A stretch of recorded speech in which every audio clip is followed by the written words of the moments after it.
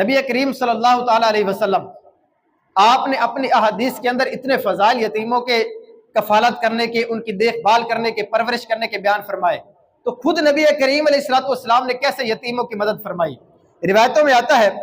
کہ مکہ مکرمہ کے اندر ایک یتیم بچہ تھا۔ اب ہوا کیا کہ اس امت کا جو فرعون ہے ابو جہل، اس نے اس بچے کو اپنی پرورش میں لے لیا۔ اب اس کا مقصد کوئی فضیلت حاصل کرنا نہیں تھا، اس کا مقصد یہ تھا کہ اس بچے کا والد جو مال چھوڑ کر اس دنیا سے چلا گیا اس مال پر قبضہ کر لے، یہ اس کا مقصد تھا۔ اس سے ہمیں کیا چیز سیکھنے کو ملتی ہے کہ اگر ہمارے رشتہ داروں میں بعض اوقات بھائیوں میں کوئی فوت ہو جاتا ہے، اب اس کے اگر بچے موجود ہیں تو اب بعض اوقات کیا ہوتا ہے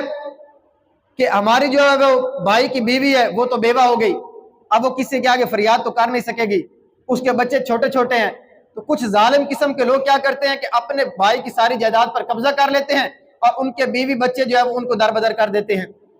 وہ بیچارے کبھی یہاں رہتے ہیں، کبھی وہ عورت جو ہے اپنے والدین کے پاس چلی جاتی ہے۔ اب اتنا مال بعض اوقات لوگ چھوڑ کے دنیا سے جاتے ہیں،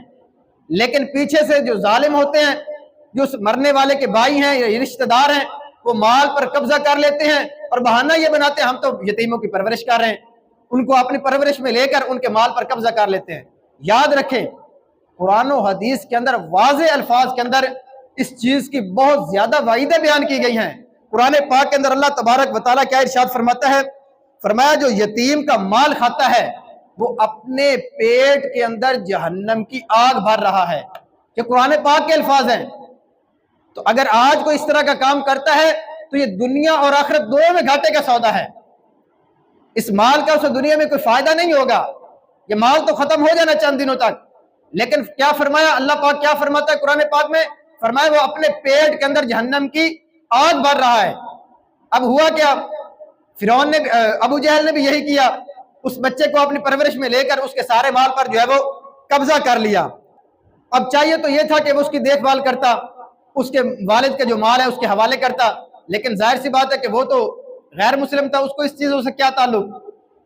جو اس وقت کے مشرک لوگ تھے انہوں نے اس بچے کو کہا کہ آپ محمد مصطفیٰ صلی اللہ علیہ وسلم کے پاس چلے جائیں، ان سے جا کر کہیں، وہ آپ کی پرورش کریں گے، وہ آپ کو آپ کا مال لے کر دیں گے۔ اب انہوں نے تو مذاق کے طور پر کہا تھا کہ اگر یہ بچہ نبی کریم علیہ السلام کی بارگاہ میں جائے گا، ان کے پاس دینے کے لیے کچھ ہوگا نہیں، تو نبی کریم علیہ السلام کا معاذ اللہ مذاق بنے گا۔ وہ کیا کہتے ہیں کہ آپ محمد صلی اللہ علیہ وسلم کے پاس چلے جائیں، ان سے جا کر مال لے لیں۔ اب وہ بچہ تھا، اس کو کیا پتا، اس نے ان کی بات سنی اور نبی کریم علیہ السلام کی بارگاہ میں چلا گیا۔ جب وہ نبی کریم علیہ السلام کی بارگاہ میں پہنچا تو نبی کریم علیہ السلام نے اس سے یہ نہیں کہا کہ میرے پاس تو کچھ ہے نہیں، یا یہ نہیں فرمایا کہ جائیں ابو جہل سے جا کر مال لیں، بلکہ نہیں،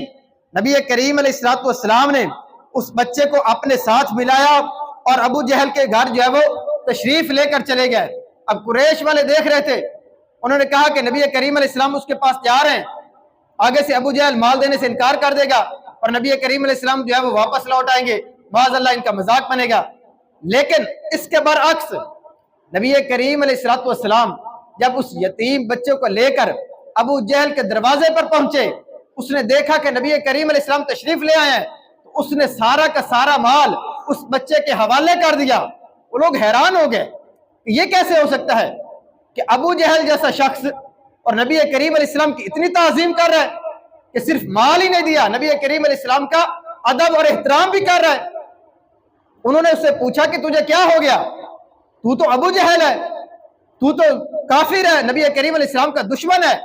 پھر تو نے ان کی بات مان کر یتیم کا مال کیوں دے دیا؟ تو وہ کیا کہتا ہے؟ کہتا ہے کہ جب نبی کریم علیہ السلام میرے پاس تشریف لائے تو خدا کی قسم میں نے دیکھا کہ ان کی دائیں بائیں ایک نیزہ موجود ہے، مجھے یہ ڈر لگا کہ اگر میں نے ان کی بات نہ مانی تو یہ نیزہ مجھے پھاڑ ڈالے گا، اس لیے میں نے یتیم کا مال بھی اس کو واپس کر دیا اور نبی کریم علیہ السلام کی تعظیم کے لیے میں کھڑا بھی ہو گیا تھا۔ یوں نبی کریم علیہ السلام نے یتیموں کی مدد فرما کے ہمارے لیے مثال چھوڑی ہے کہ اگر آج کسی یتیم کا مال کھایا جائے، اگر ہمارے بس میں ہے تو اس کو مال لے کر دینا چاہیے، اور اگر خود ہی کھانے والا ہو تو پھر اس کو قرآن و حدیث کی وعیدیں اپنے ذہن میں رکھنی چاہیے۔